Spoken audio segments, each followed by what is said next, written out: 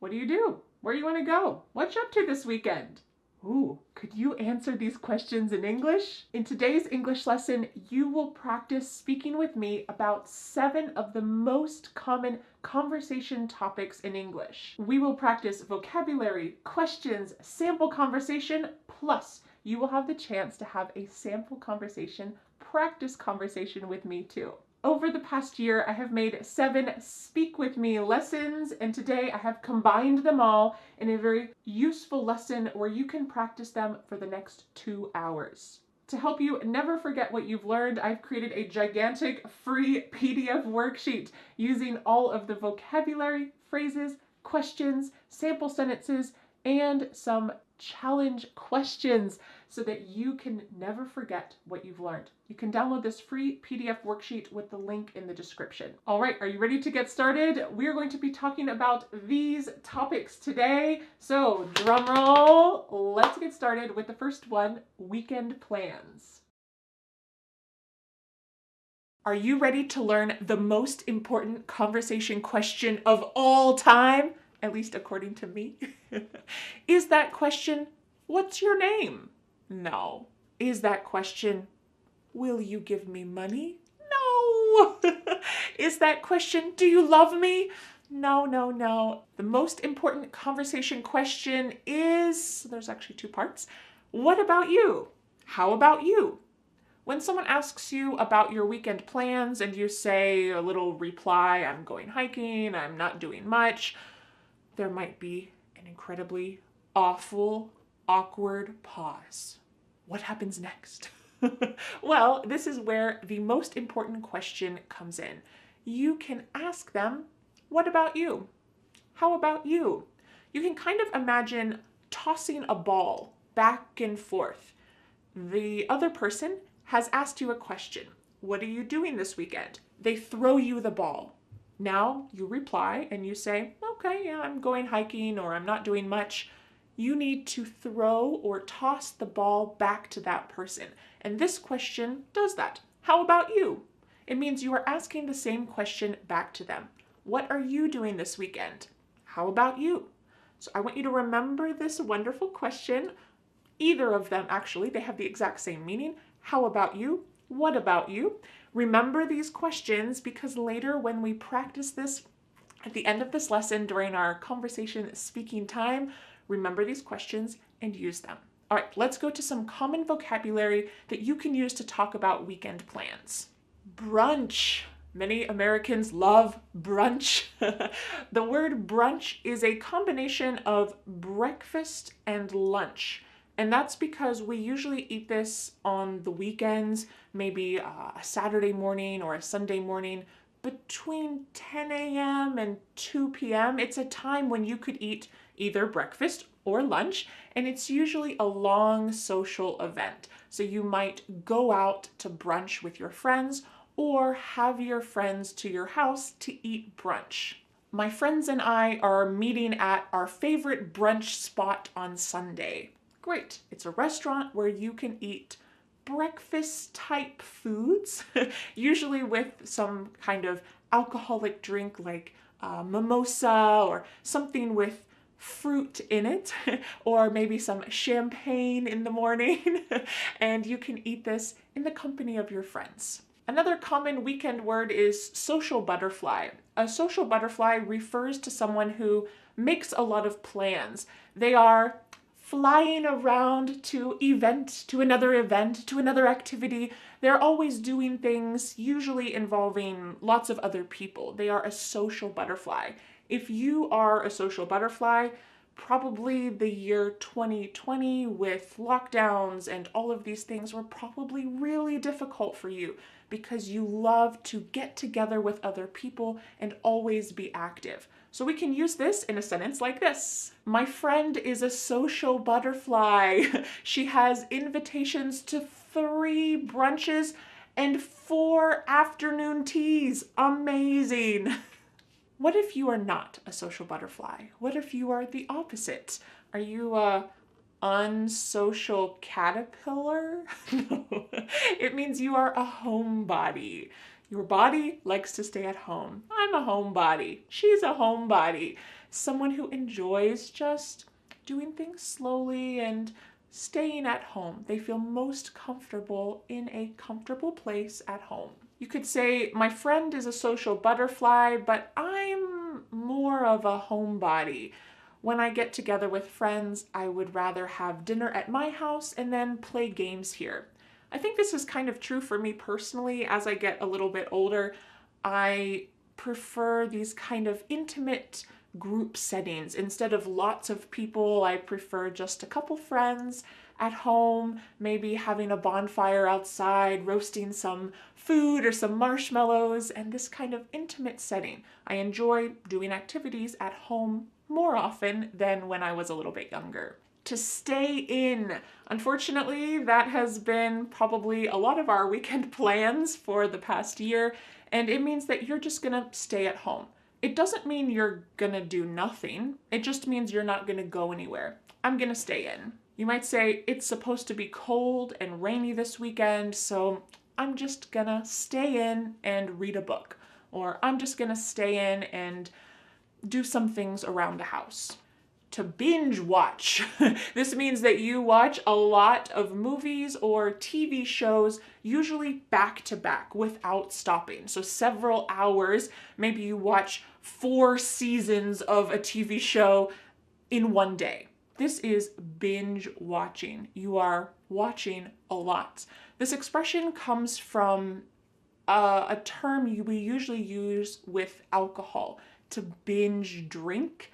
This means that you drink a lot of alcohol at one time. It's not a very healthy thing to do, but when we say to binge drink, that has that same idea, as you're doing a lot back to back. Or you could binge watch TV. So you might say, last weekend, my husband and I binge watched all of the Star Wars movies.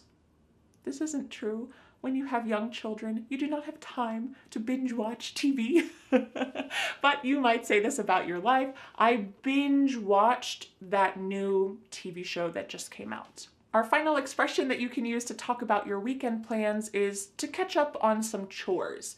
This phrasal verb, to catch up on, is a beautiful phrasal verb that you can use to talk about some kind of necessary activity that you haven't done for a while, and now there's more and more and more, and you need to finish all of this. So we can imagine laundry, dishes, sweeping, cleaning, maybe some home repairs, tidying up, maybe even yard work. If you don't do those things for 1 week or 2 weeks, oh, there's so many you have to do. So that means you need to catch up.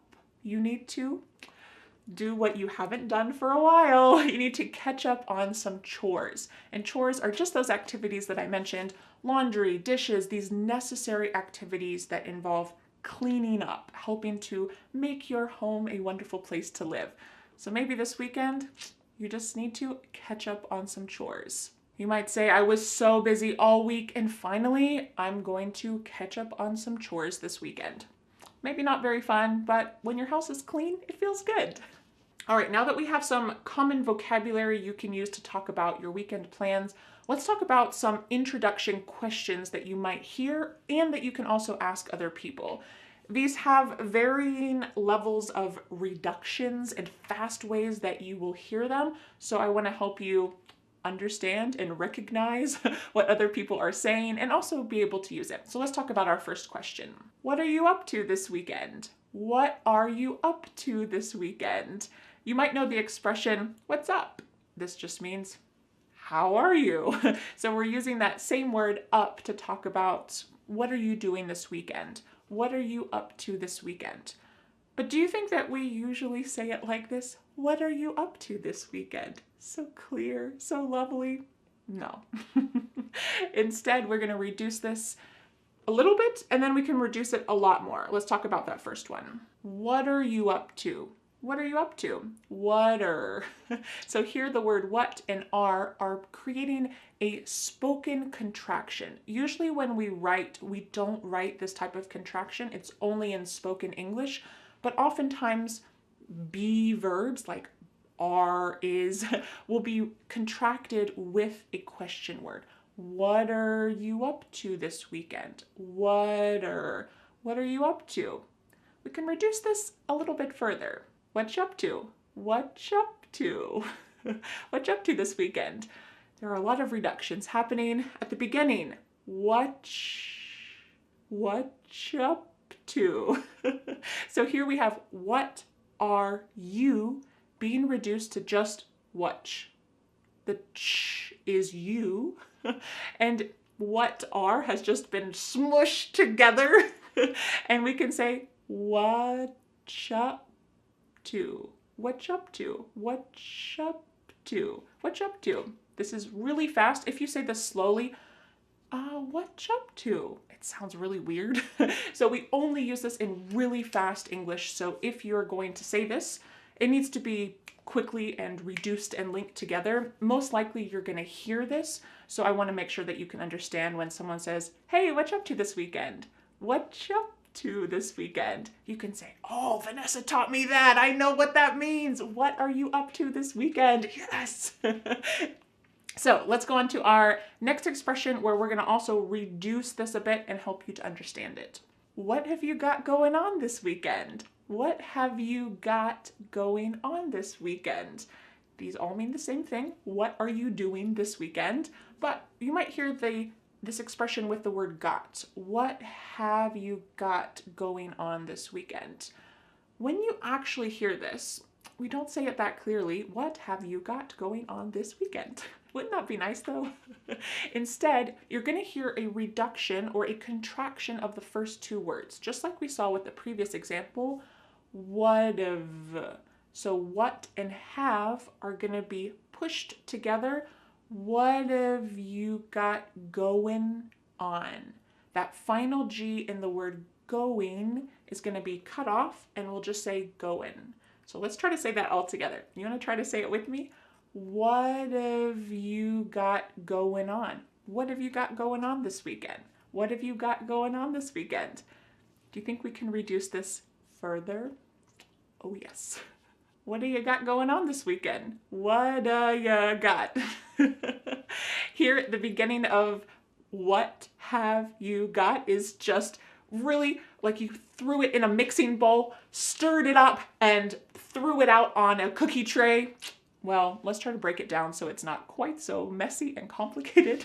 At the beginning, we have what have you got? But it sounds like what. This is what have. What ya? Ya is you. What ya got going? Again, we're going to drop that G at the end of the word going. Going on. What you got going on? What? Notice what's happening at the end of the word what. Do you hear a clear T? What ya? What ya? Nope, that T at the end of the word what is going to change to a D sound. This is really typical of American English, where a T that's surrounded by vowel sounds is going to change to a D. It's called a flapped T, and it just kind of rolls off your tongue in a smooth way. What you got going on? Can you say it with me? What do you got going on this weekend? What do you got going on this weekend? All right, let's go to our last question. You doing anything fun this weekend? You doing anything fun this weekend? What's happening at the beginning of this question? Should there be another word?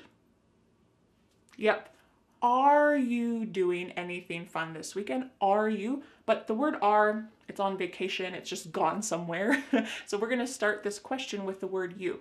You doing anything fun this weekend? It kind of makes the question seem a little more casual and less like an interrogation or like you're asking someone out on a date. It's just a casual question. You doing anything fun this weekend?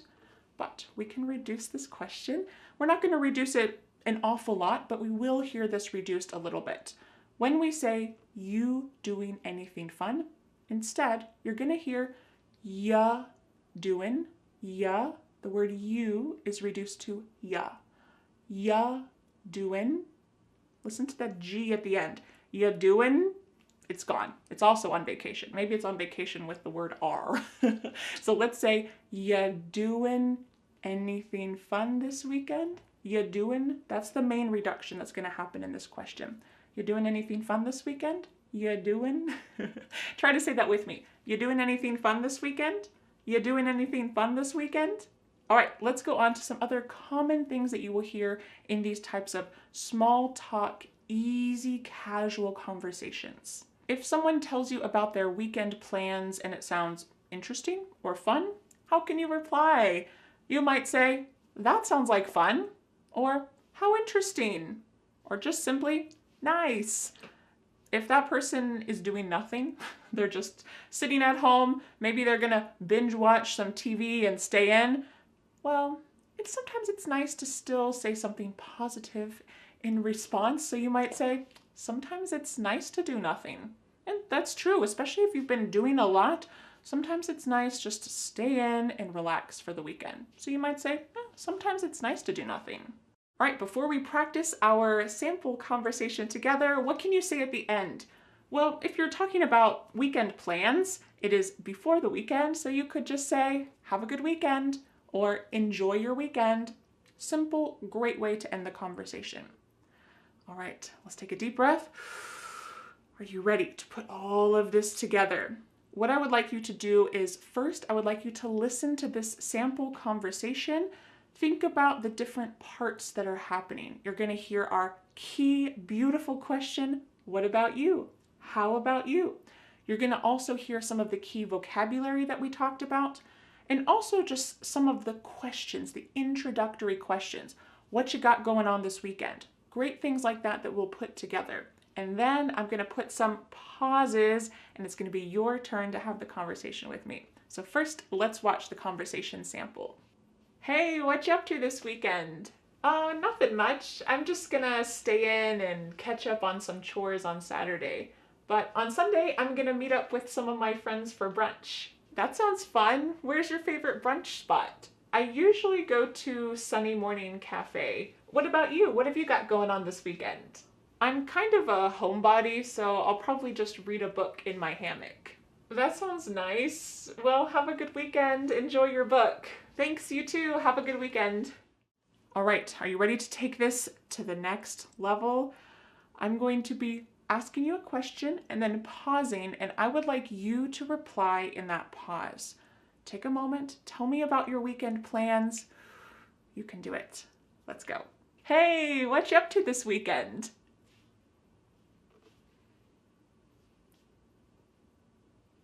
How interesting. How often do you do that? Oh, me? I'll probably go hiking since the weather's gonna be so warm. Well, nice talking to you. Have a good weekend. Well, how did you do? If you would like, you can go back and practice that little sample conversation. You can take a deep breath, enjoy yourself. That's part of learning English, is I want you to enjoy the process, enjoy the journey. Let's start with some common questions for talking about eating out in restaurants. Since the pandemic began, a lot of restaurants have changed their service model. So these questions will cover eating in a restaurant, but also ordering food to go. So I hope that these will help you in any situation that you're in. Let's start with our first question. Do you want to eat out? This phrasal verb to eat out means at a restaurant. We don't often say, do you want to go to a restaurant? Do you want to eat at a restaurant? We just say eat out. Do you want to eat out? But we often reduce this question to sound a little more comfortable and casual. You want to eat out? Ya is you. You want to eat out? You want to eat out? We've dropped the question word completely. Do. Just ya. Ya. And then we have reduced want to become wanna. This is a common reduction in English. Can you say this question with me? You want to eat out? You want to eat out? Or we could cut off that first word ya completely and just say, want to eat out? Ask it with me. Want to eat out? Great. Then you might ask, where do you want to go? Where do you want to go? But do you think we say it clearly like this? Unfortunately not. Instead, you could say, where you want to go? Where ya wanna go? So this is a similar reduction to our first question. You becomes ya, and want to becomes wanna. Where ya wanna go? Where you wanna go? Where you wanna go? Should we order pickup? Should we order pickup? I want to let you know that in the US, there are a lot of terms that are used for this idea that you're not eating in the restaurant, you're ordering food, but then you get the food and you take it somewhere else. Maybe you take it back home or you take it to a park. We could use a couple different phrases and it's just your personal preference. For me, I say pick up. Do you want to order pickup? Do you want to get pickup? But you could also say, should we order takeout? Should we order carry out? Should we order takeaway? So a lot of different phrases, and you are going to hear these all around the US, so it's just your choice what you'd like to use. Another fun question to ask what someone would like to eat is, what are you in the mood for? What are you in the mood for? Don't deny it. Sometimes in your heart, you're just in the mood for comfort food, something that's heavy and rich and reminds you of a cozy, warm time in your childhood. Maybe it's not very healthy, but you're in the mood for comfort food. Or maybe you're in the mood for something light. So you want a salad or sushi, something light. So this idea of what are you feeling like you want to eat? But we often reduce this question, and instead of saying, what are you in the mood for? We might say, what you in the mood for? Whatcha is what are you? Whatcha in the mood for? Here the word you has been reduced to cha. Cha. This is extremely common in spoken English that the word you gets changed up in a lot of ways. We already talked about one of those, ya, and this is another, cha. What you in the mood for? What you in the mood for? Or we could reduce this even further. What you in the mood for? What you in the mood for? This is extremely reduced, but notice what's happening. What are you in the mood for? The word are is gone, and the word you has been reduced to ya. So when we link together what and you, it's super fast. What are you in the mood for? What are you in the mood for? You don't want to say this reduction slowly. What are you in the mood for? Now, we can say it like that to practice for this lesson, but when this is in daily conversation, it's really fast. That's the purpose of a reduction. So do you think you could say this with me really fast? What are you in the mood for? What are you in the mood for? What are you in the mood for? Great. All right, let's talk about some common answers to these questions so that you can be prepared and ready. When someone asks you, what are you in the mood for? You might say, let's order in. How about some option? How about pizza? Let's order in. This is another phrase for talking about bringing the food back to your house. You don't want to get all ready and then go to the restaurant, or maybe you don't feel comfortable doing that. So you might just say, let's order in. How about pizza? This expression, how about, is a great way to give a suggestion. This is excellent in professional situations. Hey, how about if we try this marketing plan? Or it's great for informal situations to give a suggestion about something you want to eat. How about pizza? What do you think about that? Sometimes this question is reduced and it sounds like this. How about pizza? How about pizza? The first A in the word about is gone. It's just missing. So we say, how about pizza? Can you say that reduction quickly with me? How about pizza? How about pizza? Great. Or you could say, I'm feeling tacos. Does that sound good? So you're giving your opinion. You'd like to eat tacos, but you also want to know what the other person wants. So you use a great question. Does that sound good? But we often reduce this a lot. So let's take a look at the first reduction. You might say, I'm feeling, cutting off that G, I'm feeling tacos. How's that sound? How's that sound? Instead of how does that sound, you can say, how's that sound? How's that sound? Can you say that quickly with me? I'm feeling tacos. How's that sound? I'm feeling tacos. How's that sound? Great. We can also reduce it and switch it up a little bit. I'm feeling tacos. Does that sound okay? I'm feeling tacos. That's what I want, but I want to know your opinion. Does that sound okay? reduces to does that sound okay? Does that becomes that. Does that sound okay? Does that sound okay? Can you say it with me? I'm feeling tacos. Does that sound okay? Great question. Because a lot of restaurants have changed over the last year, and you never know when a restaurant might be closed, it's a good question to ask, is Ted's Cafe open? I would love to go there. Is some restaurant open? I would love to go there. There's a little way that we can reduce this question. Take a look at this. Is Ted's Cafe open? I'd love to go there. The word would becomes I'd. I would, I'd. So you can say, is Ted's Cafe open? I'd love to go there. Can you say it with me? Is Ted's Cafe open? I'd love to go there. Great.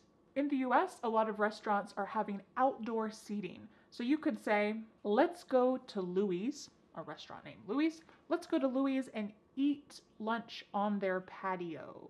Eat lunch on their patio. This is like an outdoor dining area. It's really nice when restaurants have this because sometimes you don't feel like eating at home, but especially with kids, if you don't feel like confining them inside a restaurant, or maybe you don't feel comfortable doing that, if a restaurant has a patio, it's much more informal feeling, and it's kind of a nice spur of the moment thing to do. A great expression that you can use is, let's grab a bite at Louis. Let's grab a bite at Ted's Cafe. To grab a bite is usually a quick meal. It might be lunch. Usually it's not dinner because it's pretty quick, but it might just be a short experience. It's not a long dinner. It's not a big to-do. Let's grab a bite at Ted's Cafe because I have to go somewhere later. Let's grab a bite at somewhere else. Can you say that with me? Let's grab a bite at Ted's Cafe. Let's grab a bite. Our final answer to the question, what you want to eat, is I know a place, or I know a spot that has great pasta. I know a place that has great pizza. I know a place. You could leave this simple and just say, I know a place, come with me. But if you want to be a little less mysterious, you could just say, oh, I know a place that has great pasta, come with me, and you've got to try it. Okay, this is kind of maybe an unknown restaurant location that not many people know about, and it's a great phrase to use. Oh, I know a place that you're gonna love. Excellent. Are you ready to practice these? First, I would like you to watch the sample conversation between my husband and I as we talk about where we want to eat, what we want to eat. Think about those phrases, notice the phrases that we use, and then after that, you're gonna have a chance to speak out loud and practice it yourself. Let's watch the sample conversation. Hey, you want to grab lunch? Sure, but I only have time for a quick bite before my soccer game. What sounds good? How about pasta? That sounds great. How about I call it in, you pick it up, and we'll picnic in the park before my game starts? That sounds great. I know a place that's close by and has great tomato sauce. All right, now it's your turn. I want you to use these phrases that you've learned. I'm going to ask you a question. We're going to have a little conversation together. It's your chance to speak out loud. So I'm going to ask a question and pause. Wait for your answer. No matter where you are around the world, I will be listening to you. So please take this opportunity to speak and use what you've learned. If you need to repeat this section again and again, do that. It's a great way to gain confidence as you speak. Are you ready? Hey, I'm hungry. Let's grab lunch. What you in the mood for? Oh, that sounds good. Do you know a good place? Oh, that sounds good. Do you want to eat there or get takeout? Great, let's go. Well, how did you do? Do you feel a little more confident discussing dining options and talking about eating out? I hope so. In this lesson, we're going to talk about some common questions to ask about vacations, some common responses, and then you'll have a chance to practice this with me. Are you ready? I know that vacation this year looks a little bit different than most years because of, well, this virus that we have going around. So it's going to be a little bit different than usual talking about vacation. Let's first talk about some common questions and how to pronounce those naturally in English. Do you have plans to go anywhere this summer? Okay, this question is fine. You could use this full question. Do you have plans to go anywhere this summer? Okay, but there are a couple different ways to either reduce or slightly change this question that are a little bit more natural. Where you going this summer? Where ya, which is you, goin', dropping the G. Where you going this summer? Where you going this summer? Or we could say, what you got going on this summer? Whatcha is what plus you. You becomes cha. Whatcha got going on? Again, we're dropping the G, but we're using a great phrasal verb, going on, going on. What's going on? If you go into a room and it's an absolute mess, you might use this phrasal verb and say, what is going on here? But you can use this also for vacation and say, what do you have going on this summer? Or reduced, what you got going on this summer? And it simply means, what are your plans this summer? What you got going on this summer? So if someone asks you this, you know that they're asking about your vacation plans. What you got going on this summer? Another common question is, are you doing anything fun for vacation? But we don't often say it as clearly as this, unfortunately, right? Are you doing anything fun for vacation becomes, you doing anything fun for vacation? Look at what's happening at the beginning of this question. Yeah. What happened to the verb are? Are you doing? It's completely gone. Maybe it's also on vacation. So we're going to start this question with just you, which is reduced to ya. Do you see how we reduce the word you in a lot of ways? Whatcha got going on? Or ya doing? Ya doing, we're dropping that G again. Ya doing anything fun? Something interesting happens at the beginning of the word anything.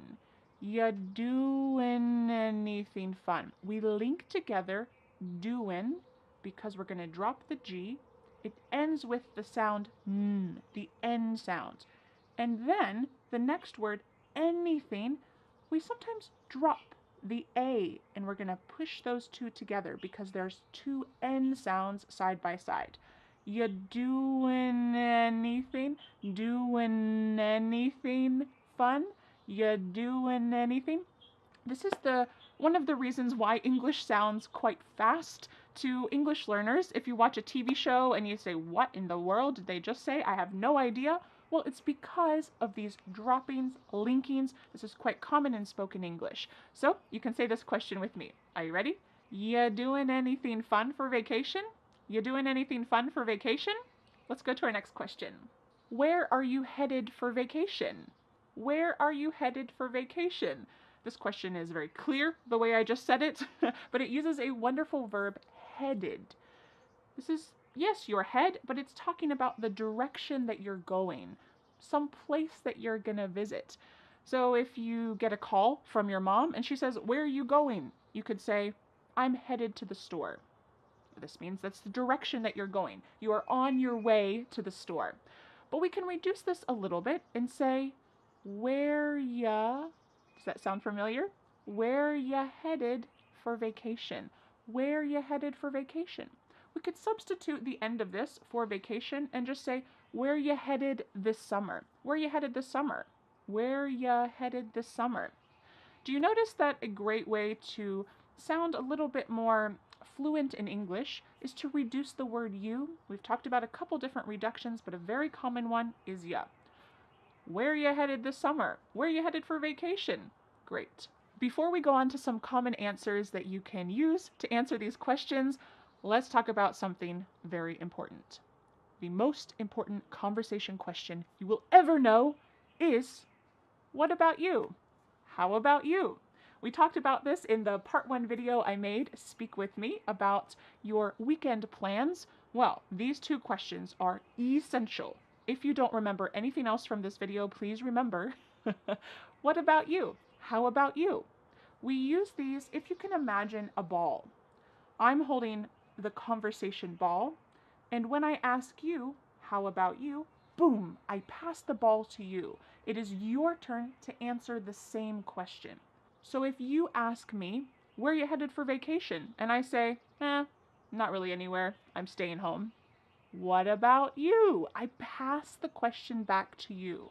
This is a great way to continue a conversation, so make sure that you keep that locked inside your memory because we're going to be using that a little bit later in this lesson where you're going to use these conversation questions and answers to practice speaking with me. All right, let's go to some common answers to talk about our vacations, especially in this world that we're living in this year. Because a lot of us would love to go on vacation and see the world, but we probably needed to change our plans a bit this summer. Let's talk about some realistic answers to these questions about where you headed this summer, what you got going on for vacation. Let's talk about some realistic answers. I'd like to go to Europe, but I think I'll take a road trip around the US instead. This is using a great sentence construction. I'd like to, but. So first we're talking about your dream, the ideal dream, and then we're talking about what you're really doing. I'd like to go to Europe, but I think I'll go on a road trip around the US instead. Or you could say, I'd like to go to a family reunion, but we had to postpone it. Okay, the ideal is going to the family reunion, getting together with all of your family members, but the reality is that you had to postpone it or delay it for another time. This is the reality. I wish that I could go on a cruise, but that's not happening right now, so I guess I'll order a pizza and go to the pool. Here again, we're talking about the dream and then the reality. You can make that reality special for you. It doesn't need to be too disappointing, but it's not your dream, your ideal dream. I wish that I could go on a cruise, but cruises aren't happening right now. I wish that I could. That's a great introductory phrase. I wish that I could go to a music festival, but it was canceled. So I guess I'll make a playlist and listen to music and dance in my backyard. I wish that I could, but this is what I'll do instead. All right, let's go to our third phrase. I was going to take my family to New York, but I think we'll go camping instead. Using this phrase, I was going to, talks about a plan that you had. Usually a real plan that you had. It's not just a dream. It's a plan that you had and then you needed to change it. I was going to take my family to New York, but I think we'll go camping instead. So we have the dream or maybe a plan, but unfortunately that's not the reality.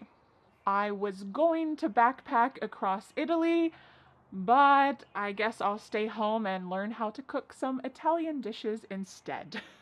This year is all about, and last year is all about trying to make some kind of compromise, a change in plans that's not too disappointing. I was going to backpack across Italy, but I'll learn to cook some Italian dishes instead. Okay, now that we have some common questions, don't forget our key question. How about you? What about you? And some common answers.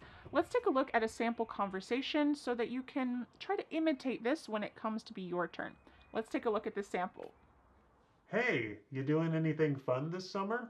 Well, I was going to go backpacking around Europe, but instead I think I'll just go camping in some local state parks. What about you? Well, I was going to meet my family in Florida for a family reunion, but that got canceled. So now I think I'm going to have a socially distanced outdoor movie night in my backyard. Do you want to come? Sure, that sounds great. Text me the details and I'll be there. Great, I'll see you around. Enjoy your camping trip. Thanks, I will. See you at the movie night.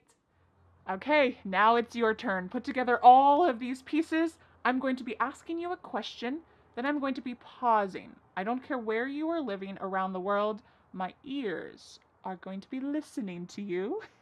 Then I'll be replying, and I would like you to take this opportunity to speak out loud. If you need to go back, review this section, do it again and again, and just gain some more courage, feel free to do it. This is a wonderful chance to speak out loud. Are you ready? Let's do it. Hey, you doing anything fun this summer?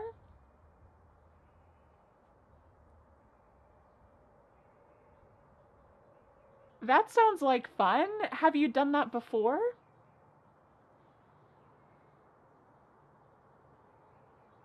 I wish I could take my family on a trip to Switzerland, but with the travel restrictions, I think we're just gonna go on a road trip here in the US instead. Yeah, well, it was nice talking with you. See you later.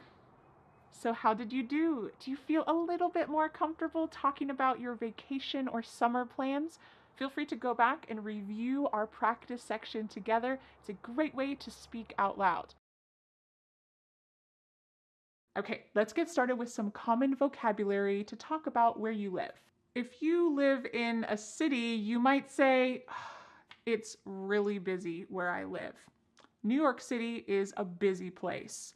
Or you could use the word crowded. Tokyo is a crowded city. There are lots of people everywhere, and there are not many places where you can be alone and have a quiet moment. Maybe you might say that your city is busy and crowded. What's the opposite of this? You can say, Stockholm, Sweden is a relaxed city. It's a quiet place. I don't know, I've never been to Stockholm. If you're from Stockholm, Sweden, let me know. But you might say, where I live is just a relaxed place. Or we can say, it's relaxing. If you come visit where I live, it's very relaxing and quiet. Maybe that's because it's in the country. Let's go on to these two common words to talk about the type of place you live. You might say, yeah, I live in Delhi, India, and it's one of the largest urban areas in the world. There are so many people here. It's busy, it's crowded, it's an urban area. And this means it's the city. It's quite busy, it's crowded, it's an urban area. There's not many trees, not much nature. But on the other hand, you might say, I live in the country. The word country means United States, France, Japan, these places, but in the US we use this to mean countryside. We do say countryside sometimes, but we're more likely in the US to say I live in the country. That means in nature. Maybe there's some farms around you, maybe there's forests around you, and you don't live in a busy urban city center. You live in the country. So I wonder for you, do you live in the country or do you live in an urban city center? Do you live somewhere that's difficult to get to? You might say, yeah, my city is off the beaten path, but it's worth visiting. So for me, my city, Asheville in North Carolina, it is definitely off the beaten path. It's not a huge city. It doesn't have a big airport that comes here. It's off the beaten path. But if you want to check out some other local sites in the US, it could be nice to visit. It's off the beaten path. This also can be used to talk about locations within a city. So, if you visit Paris and you go to the Eiffel Tower and then you get hungry, well, the places that are close to the Eiffel Tower to eat, those are what we call tourist traps. Those places are only for tourists. They're extremely expensive. They're not high quality. It's just to trap tourists. But if you want to eat at a great location, you might go somewhere off the beaten path. This is somewhere that not many other people go to. And it's an expression that's great to use about like little secret local locations. So when I visit your city, I might ask, are there any places off the beaten path that I can visit? Are there any restaurants off the beaten path that only locals know about? What is something off the beaten path that I can do? Well, let's say that where you live is not extremely popular, but it's becoming more popular. Maybe because of the pandemic last year, people are traveling to different types of destinations. Maybe they're deciding to travel to more nature places, places that are in the mountains or places that are not in big city centers. Well, that might mean that where you live is becoming an up and coming place. We use this term up and coming to talk about somewhere that's not extremely popular, but it's becoming more popular. So you might say, yeah, my city isn't really popular right now, but it's an up and coming place. You've got to check it out. We can use this on a smaller scale, just like off the beaten path, to talk about a restaurant or a neighborhood. Yeah, that neighborhood used to not be a good neighborhood, but now it's an up and coming neighborhood. You've got to walk through it, just look at the houses, look at the architecture, enjoy the sights. So you might say it's an up and coming place. Excellent expression. Our final expression to talk about where you live is must see, or some must see locations. Can you imagine what this means? Does it mean it's not important to see it? Nah, you can skip that. No, you must see this. So, for example, when you visit Egypt, the pyramids are a must see. So we can use it as a noun, a must see. Of course, when you go to Egypt, the pyramids are a must see. When you go to London, Big Ben is a must see. When you go to New York City, the Empire State Building is a must see. These are kind of like the top things that you need to see. But even if you don't live in one of those really popular cities, if you live somewhere a little bit off the beaten path, you can still use this expression. You might say, in my city, yeah, this view on the top of the mountains, yeah, that is a must see. You drive up this hill and you can have a great 360 view. That is a must see. So it's something that you cannot miss when you visit that location. So when I visit your city, tell me, what are some places that are a must see? I don't want to miss them. Next, let's talk about some common questions that you can ask other people about where they live, and also other people will ask you about where you live. So make sure you're comfortable answering them about where you live. The first question is, where are you from? This is an extremely common question, and you can just say, yep, I'm from the US. But it's nice to give a little more details. So you might say, I'm from Asheville in North Carolina. It's a pretty quiet place, but it's kind of up and coming. Great, you're giving some details. It's quiet, but it's also up and coming. I live in Asheville. You're inviting a conversation. If you just say, I'm from the US, or I'm from Asheville, that's where I'm from, someone might ask you, what's it like there? Or if someone doesn't give you more details about where they live, they just say, France. I live in London. I live in LA. Okay, well, you might want some more details. You want to continue the conversation. This is a great question to ask. What's it like there? What's it like there? What is it like there?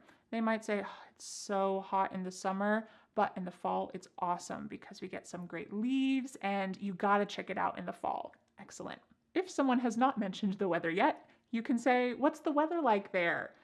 They can go into some details. You could say about your city, oh, the winter is so cold, we get tons of snow, but when it melts in the spring and all of the leaves become green and the flowers bloom, it's awesome. You've got to visit in the spring. If you have not told someone what time to visit yet, they might ask, what's the best time to visit? So when Dan and I were planning a trip to go to Costa Rica a couple years ago, we did a lot of research about what is the best time to visit Costa Rica. Their seasons are very different than our seasons, and we were going to be spending a lot of time outside. So we wanted to make sure it wasn't going to be raining the whole time, wasn't going to be pouring down rain or too hot the whole time. So we asked this question, when's the best time to visit? So someone might ask you, when's the best time to visit your city? For my city, I think the best time to visit is the fall. The leaves are beautiful in the mountains. There's so many different colors and the air is so crisp and fresh. You gotta visit in the fall. If someone asked you, what's your city known for? What would you say? This means, what is your city famous for? Why do people visit your city? It might just be something simple, like, oh, the air is so fresh. Or it might be, oh, they just love this pastry, this type of dessert that's made in my city, and a lot of people like to come and eat that pastry. Cool. It could be something simple, or if you live in a bigger place, you can obviously talk about some famous destinations that your city is known for. But if people have not heard about your city, they might ask this question, oh, what's it known for? What's your city known for? And then you can think about some great places to visit that people might be interested in.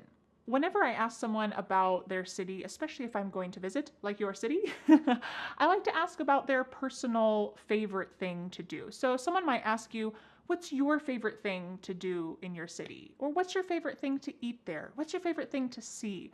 because I think that local people's perspectives are often different than a tourist perspective. So finding out what the locals like to do, specifically what you like to do, can be really valuable and can add to a rich visiting experience. So if I asked you, what's your favorite thing to do in your city? You might tell me, oh man, there is this little bar off the beaten path down this alley, and you got to check it out. It's so cool. They brew their own beer, and the atmosphere is awesome. It is a must see. Great. I bet that my trip to your city would be a lot more amazing because of that information. So make sure that you have some ideas that you can tell other people about your city. Our final question is a little more broad. Someone might simply ask you, what do you recommend? Or maybe if you're talking to someone who lives in New York and you are about to visit New York, great. You can ask them some questions and say, what do you recommend? What do you recommend about New York? What do you recommend that I do? Oh, you got to see this museum.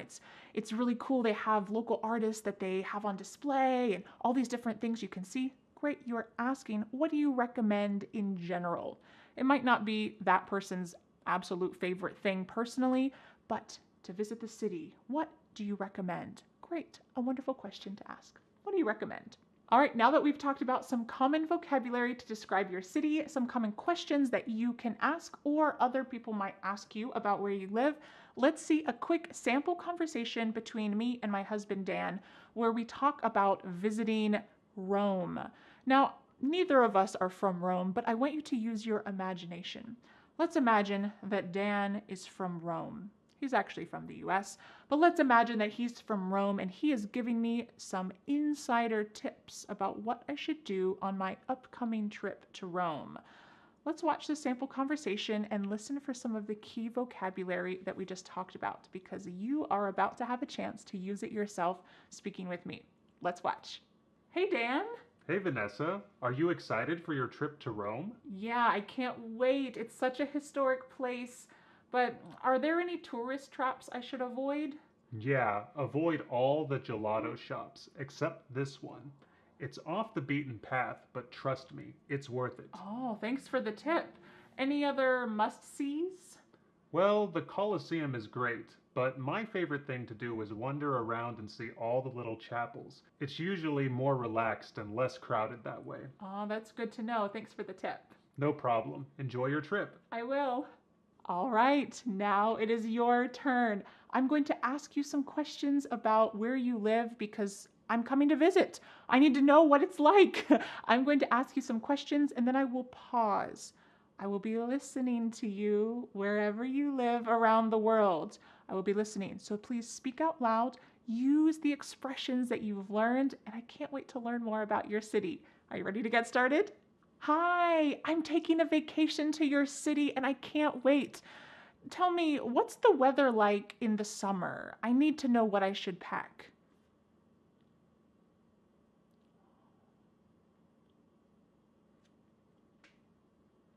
That's good to know. Thank you. Well, what's your favorite thing to do or see in your city?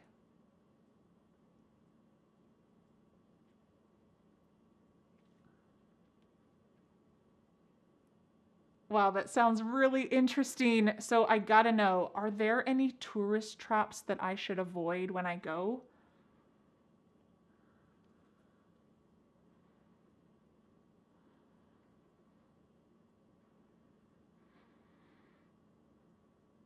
Thanks so much for the tip. I look forward to visiting. I can't wait to see you soon. Bye.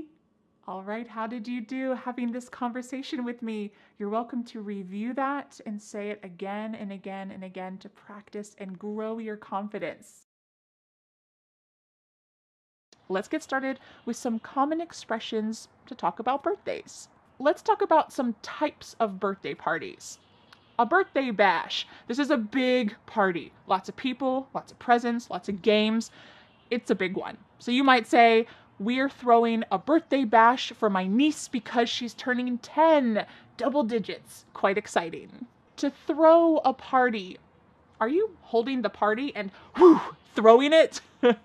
No, I mean, maybe you're throwing some confetti, but this is just another way to say we're having a party or we're going to plan a party. We often use the verb to throw. You might say, We're throwing a party for my grandma's 90th birthday.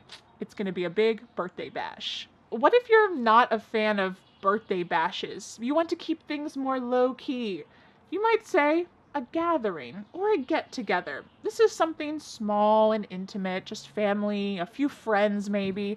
You could say, I'm not a fan of big birthday bashes, so we're just going to have a little gathering at my house. Or we're just going to have a little get together at my house. This is true for me. Usually for my birthday, we just have a little get together at my house with a couple friends, maybe some family, nothing too big. Surprise! Oh, what did I just do? I surprised you because it's a surprise party. Usually with a surprise party, the person who is having the birthday doesn't know about the party. This is the ideal situation.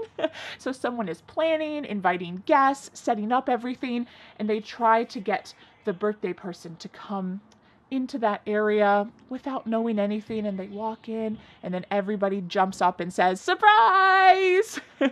So I'm curious, have you ever had a surprise birthday for you? Have you ever helped to participate in a surprise birthday? I don't think that I ever have, but one time when I was in college, my friends threw a surprise birthday party for me and another friend who has the same birthday. And I didn't want to go. I said, I'm studying. I have a test. I can't go down there. No, I'm not going to go have dinner with you guys. No, I need to study. And then one of my friends finally realized that I wasn't coming. And she said, hey, Vanessa, it's a surprise birthday for you. Come on. So I kind of had no choice at that point because I realized, oh, they're doing something nice for me. So you might say, we're throwing a party for Vanessa. It's a surprise party. Don't tell her. Well, unless you can't get her to come. Next, let's talk about some common phrases that are just associated with birthdays. The first one is RSVP.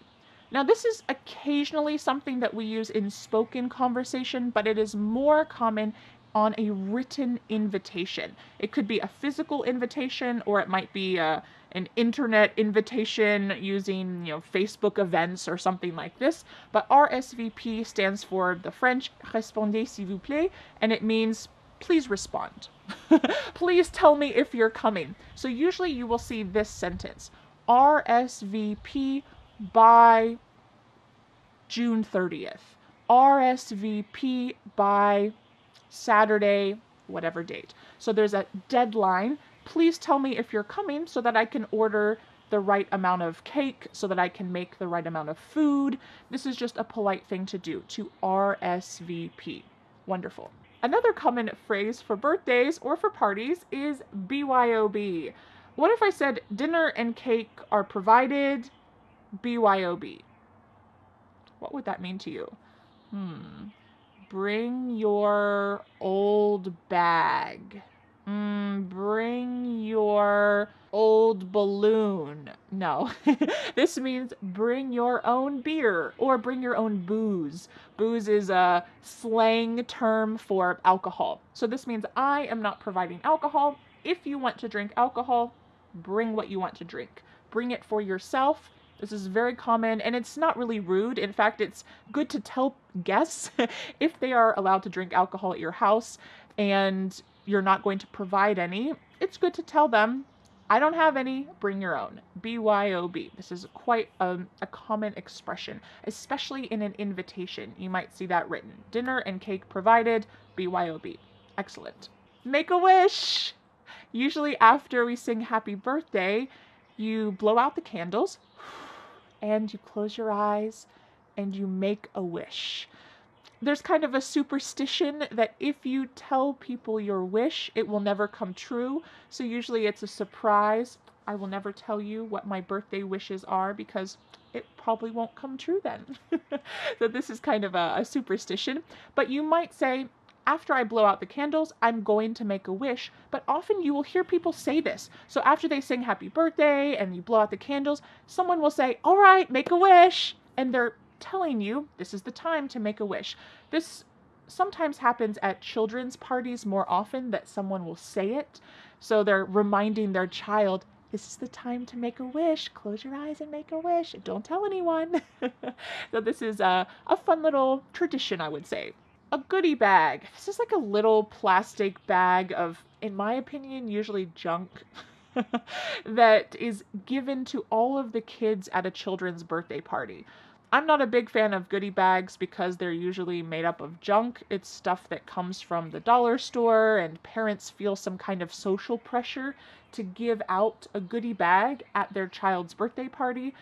But usually those things just end up in the trash. So for me, I would rather do a craft at the birthday and the children can take home the craft. Or maybe there's an extra cupcake and the children can take home a cupcake. This seems a little bit better to me. I think that the idea of a goodie bag is falling out of tradition a bit, but there's still a little pressure to give something to your guests. This is only for children's birthdays, to give something to your guests. A sweet 16. If I said, I can't believe your daughter is already old enough to have her sweet 16. How old do you think that she is? 16 years old. For some reason, 16 is a big number. I think this is because this is when you can get your driver's license in the US. So it's usually just for girls. I hate to say it, but usually teenage boys who are 16 years old aren't usually labeled as sweet. Maybe that was just my experience when I was a teenager. But usually a 16-year-old girl might have a sweet 16 party. And this is a big birthday bash to celebrate turning 16. The next big birthday is turning 21, and this is for anyone, boys or girls, and this is a big birthday because you can finally legally drink alcohol.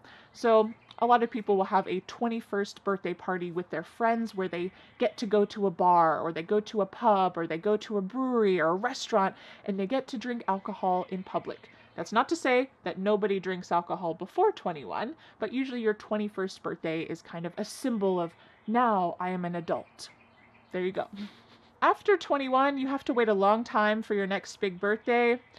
If I said, oh, I don't feel that old, but somehow I'm already over the hill.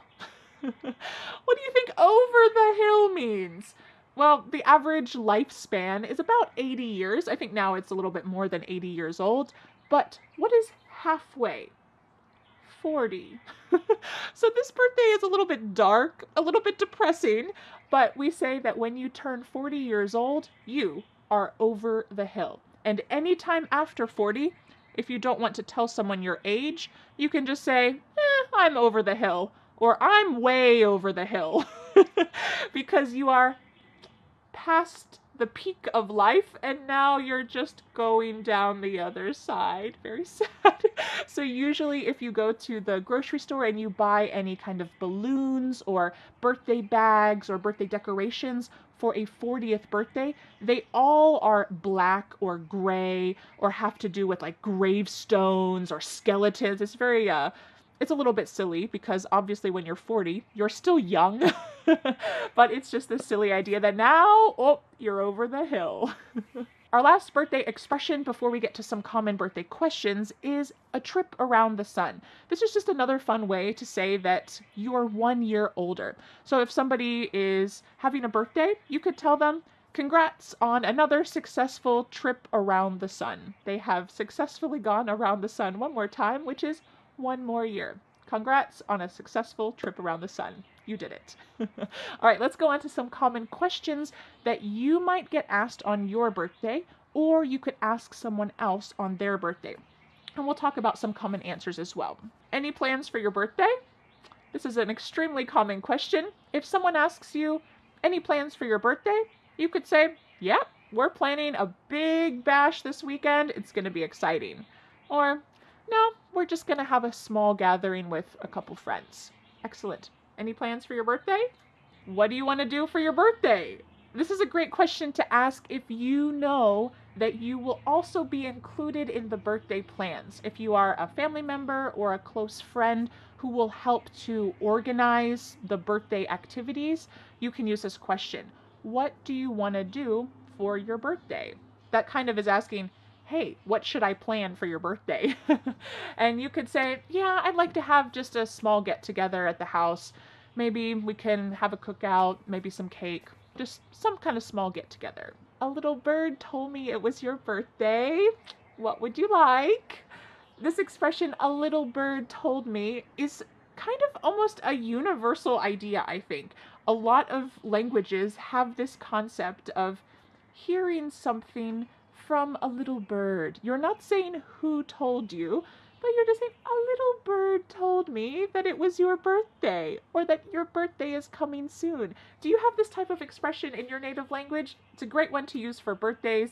You could just say, a little bird told me it's your birthday. What would you like? You're asking for a present idea. What kind of present should I give you? And an answer to that could be, yep, my birthday is coming up on Saturday, but instead of a present, I'm asking that everyone bring some kind of food or drink to the party. Okay, you don't need presents, you don't need more stuff. You're just asking that people bring food and drinks to your party. Simple, and it's a good way to give at a party and participate. How old will you be? Or maybe if it's on someone's birthday, oh, how old are you now? Don't ask an adult this. I would say after the age of 21, usually it's not a good idea to ask someone, how old are you? Or how old will you be? In American culture, it is quite rude to ask someone their age when they're an adult. For a child, it's no problem. Children love telling people their age. Usually they're very specific, like, I'm 7.5. I'm 8.75. They're very specific about their age because they're so proud of it. But once we become adults, we become a little bit more hesitant to share our age, especially with anybody. And it's not required in social circumstances to say your age. So I recommend asking, how old are you now? Or how old will you be, only to children. When someone invites you to a party, you can ask, is it a surprise party? That way you can not be the one who spoils the surprise. So maybe they forgot to tell you, oh, it's a surprise party. So it's a good thing to ask, is this a surprise party? And they might say, oh no, he knows about it. Or he might say, oh yes it is, don't tell him. It's a great question to ask. Is it a surprise party? Do you need me to bring anything? Can I bring anything? This is a great question to ask anytime that you go to someone's house for dinner, for a meal, for even just tea or coffee, and especially for a birthday party or a holiday gathering. It's great to ask, do you need me to bring anything? Or what can I bring? I ask this all the time, and I really appreciate it when my guests ask this, because maybe it would be nice if someone else made the salad, or someone else made a dish for the meal, or maybe even someone just brought a game or something to do. This can help to ease the burden of the person who is throwing the party or just having a holiday gathering. So this is a great question to ask. I highly recommend it. And if someone asks you, oh, can I bring anything? You can think, okay, well, yeah, maybe bring your own booze. Or, yeah, do you have a favorite board game? Maybe after dinner we could play a game. Bring a game. Or could you make a salad? Could you make a dessert? Not even make, could you just bring one? You can buy it, that's okay. But this kind of question can help to have everyone feel like they're participating in the evening. All right, now that we've practiced some common expressions for birthdays, some common questions for birthdays, let's go on to our conversation. I'd like you to see this sample conversation that I had with my husband, Dan, about birthdays. You're going to recognize a lot of these questions, a lot of the expressions about birthdays. Listen to this conversation carefully, because in just a minute, Dan will leave and I will be asking you those questions, and it will be your turn to speak out loud. Let's watch the sample conversation. Hey, Dan. Hey, Vanessa. You have a birthday coming up, don't you? Yep, pretty soon. Another trip around the sun. Cool. Do you have any plans for your birthday? Yeah, I'm gonna have a big birthday bash. I would love for you to come. I can send you an invitation. That sounds fun. Do you need me to bring anything? You can bring your favorite party game and a big appetite for cake. All the other details will be in the invitation. Sounds great. I'll be there. Great, see you then. Okay, you watched the sample conversation. Now it's time to take a deep breath and practice this yourself. I'm going to ask you a couple questions, and I will pause. I will be listening to you, no matter where you live around the world. I will be listening, and we will be having this conversation. If it seems too fast for you, If you want to try it again, the good news is that you can click pause on the video and go back and practice it again. No problem. Are you ready? Let's get started. Hey, a little bird told me that your birthday is coming up. Do you have any plans?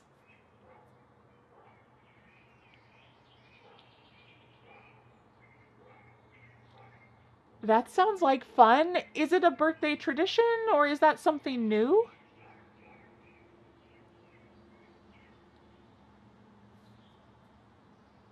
Cool, I would love to come. Can I bring anything?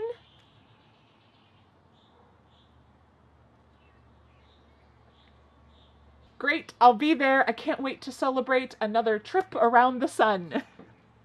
So how did you do with this little sample conversation? I hope that it was a good challenge for you and it helped to boost your confidence speaking in English. That is the goal. You can always go back and review this. Let's learn some common vocabulary about animals and pets. Let's start by describing you. Can you describe yourself? I'm an animal lover. This means you love all kinds of animals. You might say, ever since I first visited a zoo as a child, I have been an animal lover. I just love all animals. Or if you would like to be a little more specific, you could say, I'm a cat person. I'm a dog person. Usually we keep it to cats and dogs, but you might say I'm a horse person. Does that mean that you have a cat head? I am a cat person. No, this just means that that is your preferred pet. You like cats. So for me, if you've been watching my English lessons for a while, you know I am a cat person. I've never had a dog, but I feel like I relate more to cats. I get along better with cats and I feel more comfortable with cats. But maybe for you, you might say, I'm a dog person. I would rather have a dog. Or maybe you have this unfortunate situation. You are allergic to dogs. Or maybe you might say, I'm allergic to cat fur. I love them. They're so cute and cuddly and I wish I could have a cat, but I'm allergic.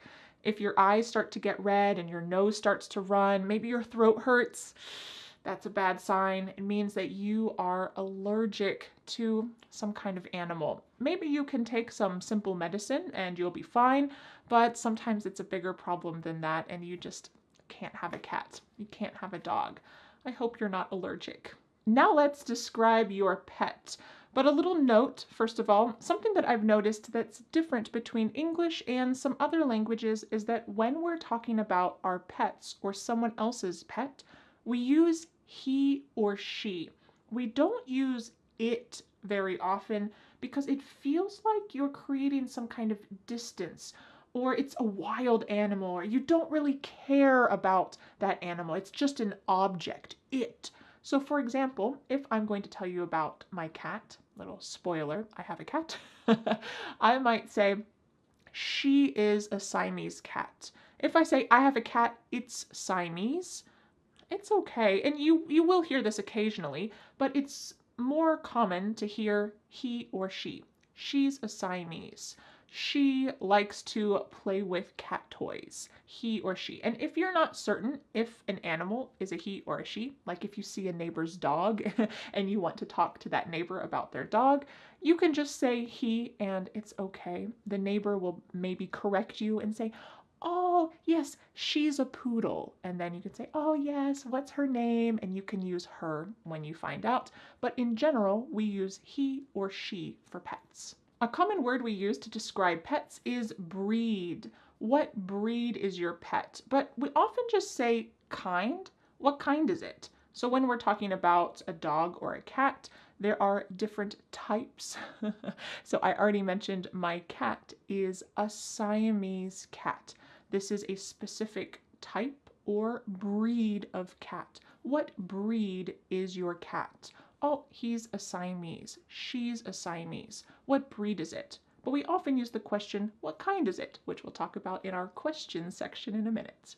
Another common term used with pets is a rescue. This is describing your pet. Both of my cats are rescues. I got them from an animal shelter. This means that I didn't buy them from a breeder who is making purebred cats. No, I went to the animal shelter. These are abandoned cats who need a home. I went to the animal shelter and I adopted, we often use the word adopted, I adopted 2 cats. They are rescue cats, or they are rescues. And this is the idea that I rescued them. Sometimes in the US, you see a bumper sticker, something like this, that says, "My dog rescued me." Have you ever felt like this? Maybe you saved your dog from the animal shelter, but really, your dog changed your life. Your dog rescued you. You might also hear the word mutt. Mutt can be a little negative if you say it with a negative voice, but it just means that you're not certain what kind of dog you have. We only use this for dogs, and it means, well, it's a mix of so many different types of dogs that I have no idea. He's a mutt. We got him from the animal shelter, but you know what? He's the best dog I've ever had. He's a mutt, but I don't care. So it's that idea that he's not pure. He's not a purebred dog. He's a mix of so many kinds of dogs, but you know what? It's still a great animal. Next is fur and coat. My cat's fur is so soft. After I give my dog a bath, he has a silky coat. He's not wearing a coat, it's just talking about his fur. And these words are kind of interchangeable. He has soft fur, he has a silky coat. It's great words to talk about animal hair. Let's talk about some words we can use to talk about how friendly an animal is. The first one is just friendly. He's friendly. You'll often hear this as someone is walking their dog, and if their dog wants to come closer to you, the owner might say, "Oh, don't worry, he's friendly. He loves little kids." And your child can pet the dog. Or you might ask, "Is he friendly?" And that means, can I pet him? So it's a great word to use to talk about if your dog is comfortable with people. He's friendly. He's not very friendly with little kids, so we'll just try to stay away. There are 3 words that are variations of this. One is wild. Lions are wild. They are not friendly towards people. I do not recommend trying to pet a lion. They are wild. The next level is stray. We might say, that cat is a stray cat, or he's a stray. And that means that he lives on the streets, and maybe he'll come close to people to get some food. He might not really hurt you, but he doesn't want to live in your house. Maybe if you adopt him, he'll want to live in your house, but he doesn't have an owner. He's a stray. He's a stray cat. Some cities around the world have a lot of stray cats or stray dogs. They don't belong to anyone, but everyone helps to take care of them. Everyone helps to feed them. In the US, this isn't very common. We don't have a lot of stray cats or a lot of stray dogs because animal shelters are a big part of American culture. A lot of people, when they want a pet, they will go to an animal shelter instead of buying a purebred dog or a purebred cat. So a lot of stray dogs or stray cats who live on the street will be taken to an animal shelter for someone to adopt. So you might say, my cat was a stray before we got him. He was a stray cat before we got him, and now he's just so friendly. The next level is domesticated. So this means a cat or dog or animal that was previously wild and now is very comfortable with humans. So we could use this for a lot of different animals like cows. Cows are domesticated.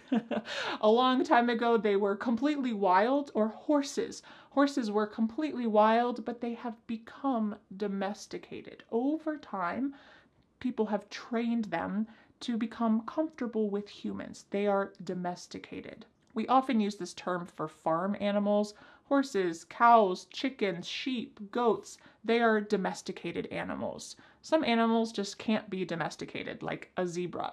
You can't ride a zebra. You can't domesticate zebras. It would be pretty cool, but they're just an animal that cannot be domesticated. Before we go on to some common questions that you will hear and that you can ask about pets, let's talk about pet care and some words that you can use to describe pet care. A cage, a crate, and a kennel are all the same thing, and it's somewhere that you can keep your animal contained.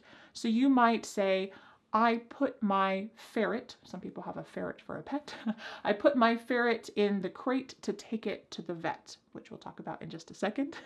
But it's a type of box where you will keep your animals, maybe to transport them somewhere or maybe just to help them feel safe and comfortable. We have a big kennel for my dog to help him feel comfortable when guests come over. He goes in there and he feels comfortable, and then when the guests leave, he comes out and feels very safe. A collar and tag. This goes around your animal's neck and has some important information like the pet's name, your phone number, maybe your address, and if your pet gets lost, well, someone can help you to find your pet again by calling you with the number that's on the tag on their collar. A collar is also useful because you can attach a leash to the collar. Sometimes this is called a lead.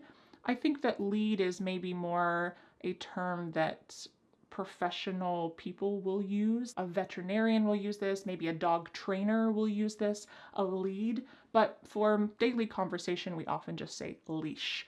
Where's the leash? I need to find the dog's leash so that I can take him on a walk. One time I saw somebody having an iguana on a leash. Sometimes people put their cats on a leash too, but usually cats don't tolerate that. Have you ever seen a strange animal on a leash before? A vet or veterinarian. Usually we shorten this to vet. You've already heard me say this a couple times, and that's the doctor for an animal. So you might say, I need to take my sick dog to the vet. Or what is the best vet to take my dog to? We're talking about veterinarian, but it's a situation where we don't use the longest word, we just use a short, simple version. Yes, finally in English, there is a simple way to say a long word. So you can just say vet. My cat's vet is just up the street, or we have a vet appointment next week. Excellent. Now, I just want to let you know, if this is your job, if you are a vet and someone asks you the common question, what do you do? Which means, what's your job? And you say, I'm a vet. Well, this might be slightly confusing if someone has no idea that you work with animals, because a vet can be two different things. It can be a veterinarian or it can be a veteran. A veteran, that means someone who used to be a soldier, they used to be in the military, and now they're retired. So that means that you could either be an animal doctor or a retired person from the military. So if someone knows that you work with animals or that you're a doctor, if you say, oh, I'm a doctor, and they ask, what kind of doctor? You could say, I'm a vet. Okay, they will know that you work with animals. But if someone has no clue, you might say, I'm a veterinarian. You might elongate that a little bit just to be more specific. Or if you are a vet from the military, you might say, I'm a retired veteran, or I'm a retired vet, I was in the Navy. You might want to be a little more specific. So that's a situation that might possibly come up. What can you do to bond with your animal? You might play fetch. So you could say, my cat likes to play fetch. Who would have guessed? Usually dogs do, but sometimes cats do too. Or you could just say this word to your dog. So you have a stick, you throw the stick, and your dog runs after the stick. You could say, fetch boy, fetch, fetch the stick. So you're telling him, you're giving him a command about what he should do. Get the stick and bring it back to you. This kind of fun game. Or we might just pet your pet. Ooh. So this word can be used as a noun, as we've been talking about it. I have 9 pets. But what is this? Gently touching your pet. This is the verb to pet. When you are stroking or just gently touching your animal, this is a very kind, nice thing to do. Well, you are petting your pet. So if you're walking down the street and someone is walking a dog and that dog seems friendly, the dog wants to talk with you, and the owner says, oh, don't worry, he's friendly, you can say, can I pet him? Great, that means that you can stroke his head or his back or under his chin, and it's a nice way to enjoy a dog, to kind of connect with each other. Okay, are you ready to go on to some common questions that people will ask you about your pets and also you can ask? Let's do it. Do you have any pets? Very simple and straightforward question. You might say, when I was a kid, I had a dog, but now I don't have any pets. Okay, well, this is just answering in a nicer way than just, no, I don't have any pets. You're giving some information. When I was a kid, I had a dog, and now I don't have any pets. Good answer. When you see a dog, a common question is, what kind is he? We're talking about the breed of dog. What kind is he? It's sometimes unusual to see a purebred dog that's only one kind, only one breed, so you'll often hear this type of answer. He's a lab mix. We got him at the animal shelter. He's a mix. So this means he has two different, or maybe 3 or 4 different types of dogs in his blood. So we could say he's a mix or he's a lab mix, and this means he comes from different types of breeds. Another common question is, what's his name? Of course, you can just say your pet's name, but I wanted to give you some of the most common female pet names and also some of the most common male pet names in English. So the most common female pet names are Bella, Luna, Lucy, Daisy, and Coco. There are many other pet names for female dogs or cats or horses or who knows what, but these are some of the most common. In fact, one of my cat's names is Luna. Some of the most common male pet names are Max, Buddy, Teddy, Rocky, and Duke. These are really common male pet names in the US. A question we already talked about is he friendly? Great. Someone might ask you this if you have a dog, and you're welcome to ask someone else this if you want to pet a dog. Is he friendly? Yes, you can pet him. Another common question is, how long have you had him? And maybe this is not how old is he, but how long has he been a part of your life? So you might say, I got Max from the animal shelter 3 years ago. How long have you had him? I've had him for 3 years. If you mention that your dog or someone else mentions that their dog is a specific breed, you could ask this question. What made you decide to get that breed? Maybe you're just curious about that breed, you're trying to have a conversation, or maybe you're thinking about getting a dog too and you want some more information. So you could say, what made you decide to get that breed? And if somebody has, for example, a lab, which is a Labrador retriever, if somebody has a lab, they might say, well, I heard that labs are family-friendly dogs, so we decided to get one. Okay, they have a reputation for being good with kids, for being friendly. They're family-friendly, so we decided to get one. All right, now that we've practiced some common vocabulary about pets, some common questions about pets, now I'd like to show you a sample conversation between my husband Dan and I talking about some pets. After this sample conversation, it will be your turn to speak with me and tell me about your pets, or maybe the pets that you wish you had. And after that will be the big reveal of my 9 pets. All right, let's watch the sample conversation. Hi, Dan. Is that your dog? I thought you were a cat person. Hey, Vanessa. I'm an animal lover, but Fluffy's not mine. I'm just walking him for a friend. Oh, gotcha. Is he friendly? Can I pet him? Yes, he's friendly. You can pet him, but watch out. He drools. Oh, good to know. Well, I'll stick to my non-drooling cats. Oh, but good boy, Fluffy. I'm gonna walk him at the park to play fetch. Wanna come? Sure.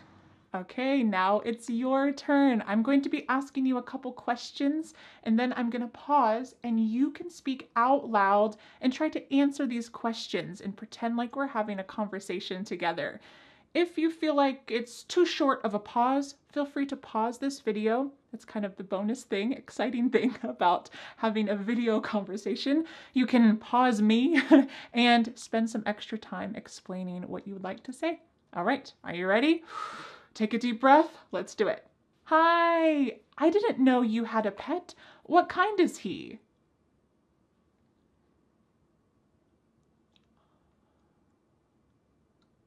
Interesting. How long have you had him?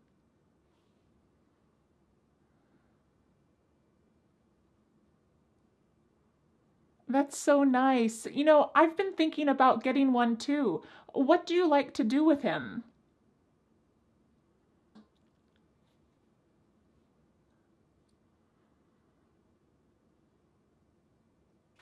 Thanks for your help and nice to meet you. So, how did you do? Are you ready to talk about your pets now? I hope so. I hope I have empowered you to be able to speak more comfortably about this common conversation topic. And now, drum roll, it's time to meet my 9 pets. Are you ready? This is Pippin. He's a tuxedo cat. This isn't a breed, but it just describes his coloration. And this is Luna. She's a Siamese, but we got them both from a shelter, so she's probably not a purebred Siamese. And my other 7 pets are chickens! They're only 2 months old, but aren't they so big? Unfortunately, we have to wait until October until they start producing eggs. I can't wait.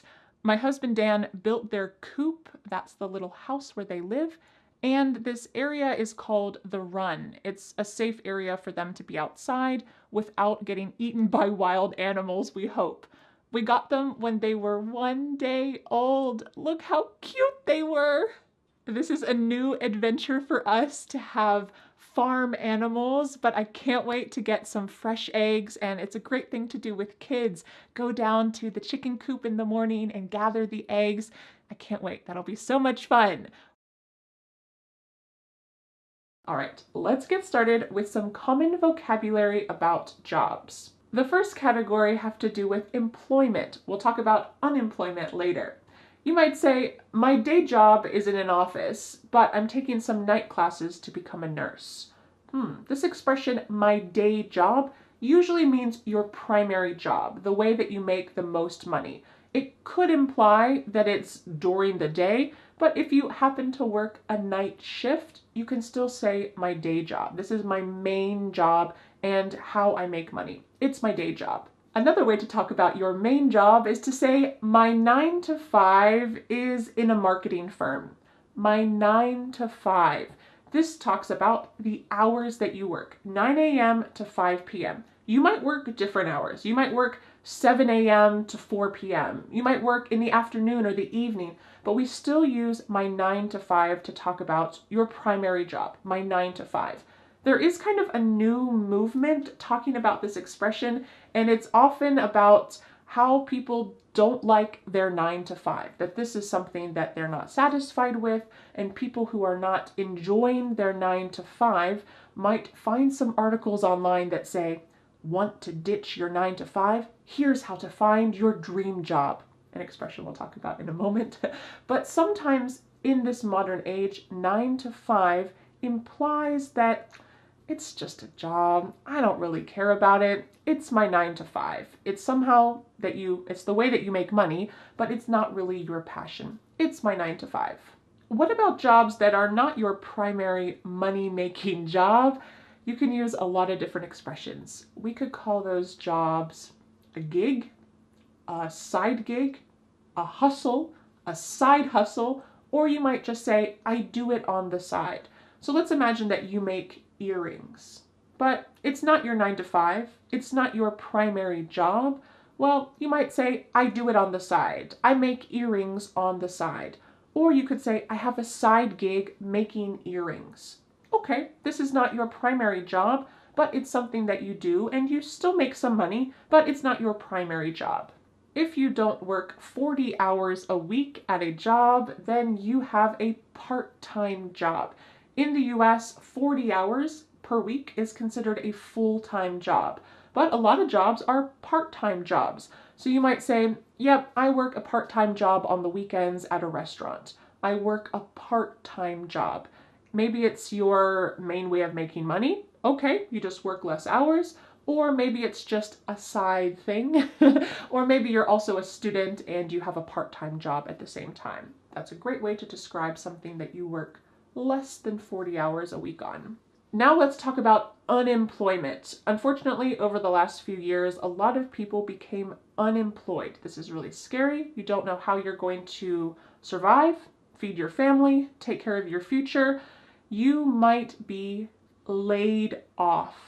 Laid off means you didn't personally do something wrong, but the company either cut your position, they couldn't pay for you anymore, and it's not something personal. It's usually a problem within the company. So when a company is suffering, usually financially, or they change their whole system, their whole model, and they don't need some people anymore, they might lay you off. This is a great phrasal verb. Of course, you don't want it to happen to you, but it's a great phrasal verb to know to explain the situation. Because it's not that you were fired. To be fired means you did something wrong.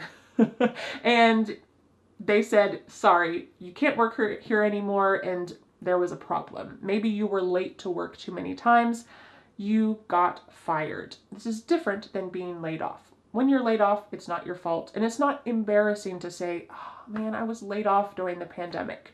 That's not embarrassing. That's fine. It's not your fault. But if you say, I was fired, usually there's a little bit of embarrassment to talk about that because it means there was a problem. We can also say, I lost my job.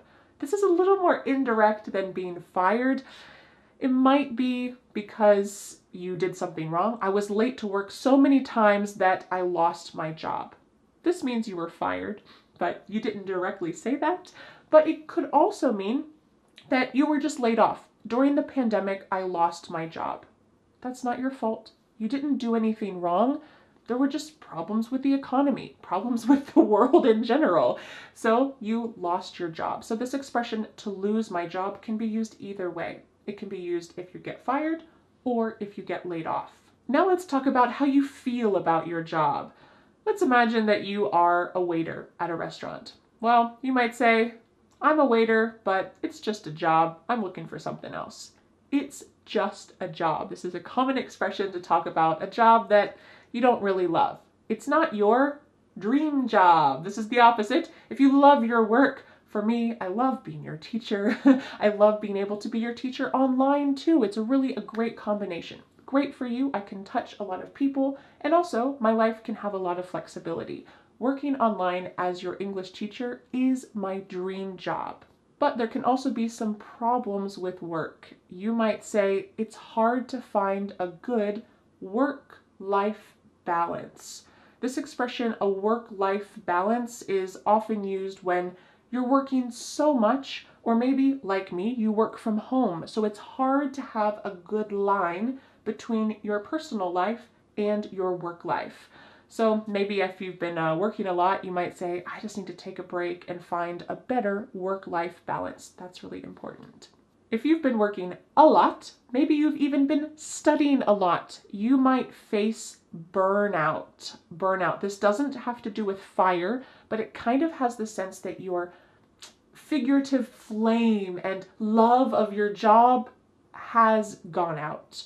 So if you experience burnout, it means the thing that was your dream job, the thing that you felt passionate about, you no longer feel passionate about. This might be temporary. This happens to a lot of people like me who create content on YouTube. You have to be creative and come up with a lot of ideas, and sometimes there aren't many good ideas. Maybe I just have some kind of temporary writer's block and don't come up with a good idea and I feel overwhelmed.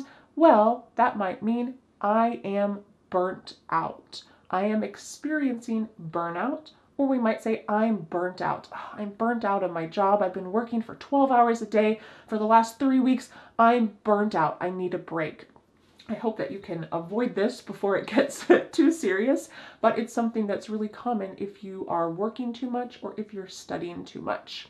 Now let's talk about 4 common phrases for describing your job. And just a little note, a while ago I made this video, 100 jobs in English. So if you would like to learn how to pronounce your personal job, or if you would like some more information about specific jobs in English, you can check out that video and get some more details about that. But let's talk about 4 common phrases to talk about what you do. You might say, I am a teacher. I am a doctor. I'm a healthcare worker. I'm a construction worker. I'm a designer. Whatever you might be, I am. But we could also say, I work in plus a field. I work in education. I work in healthcare. I work in business. I work in marketing. So here we have a general term. It doesn't talk about your specific position, but it's a common expression used when you're describing your job. I work in education. Maybe you're not specifically a teacher. Maybe you help to create a curriculum, or maybe there's something that's a little complex that you don't want to explain. You might just say, I work in education. Cool. You could also talk about the company you work for. I work for Amazon.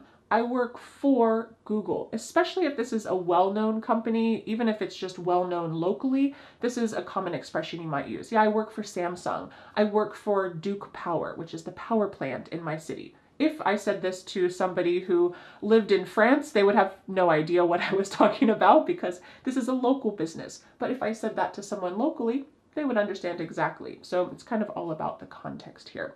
What if you have your own business? What if you run your own business?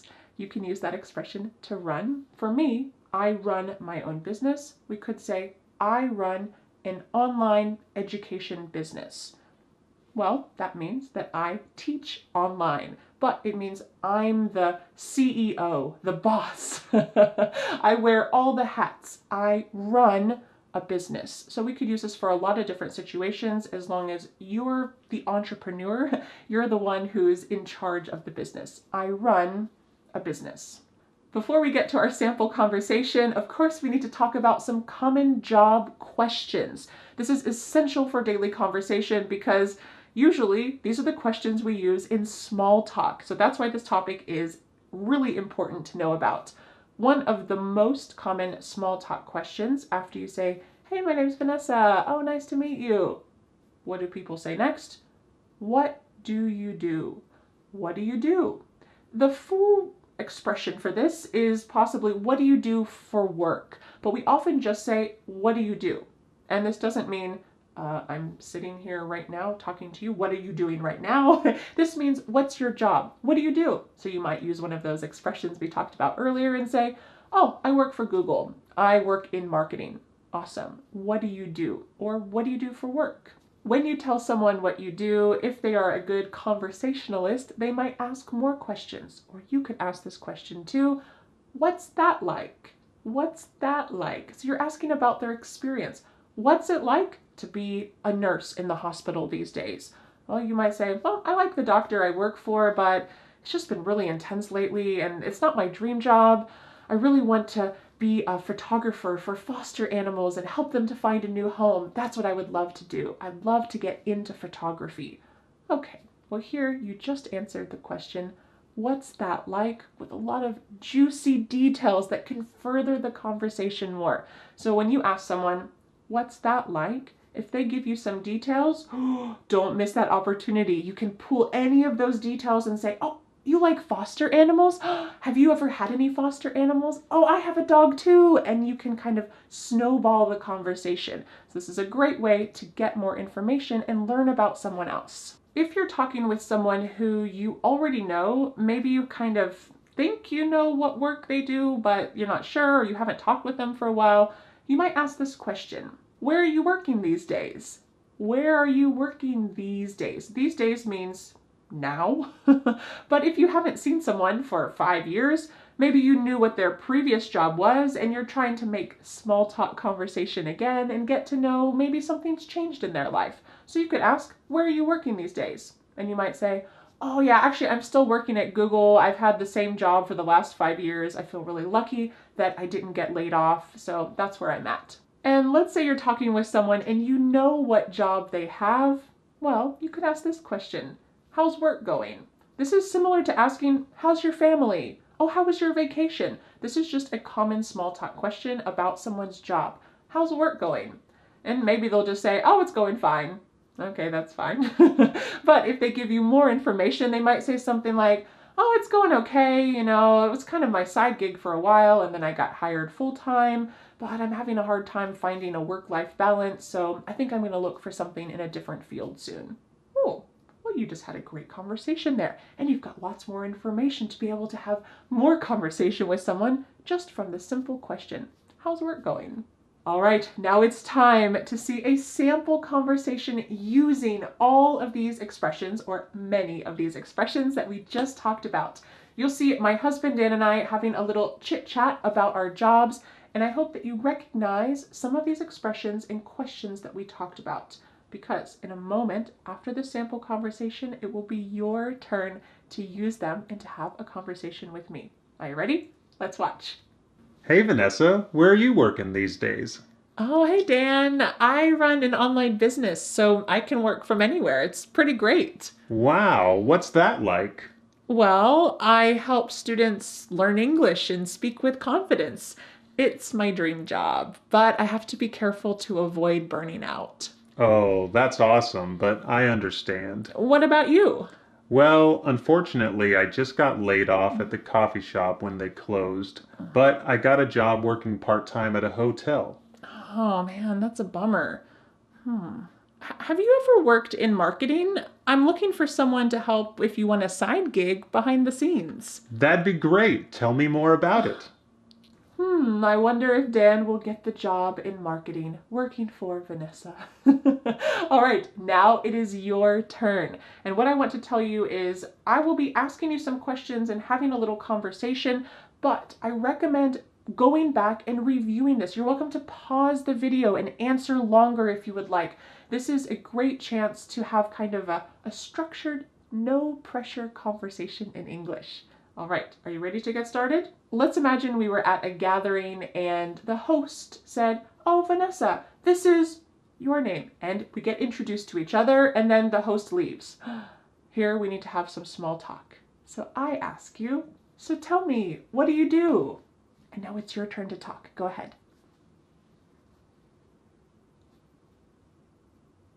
And what's that like? Do you enjoy your work?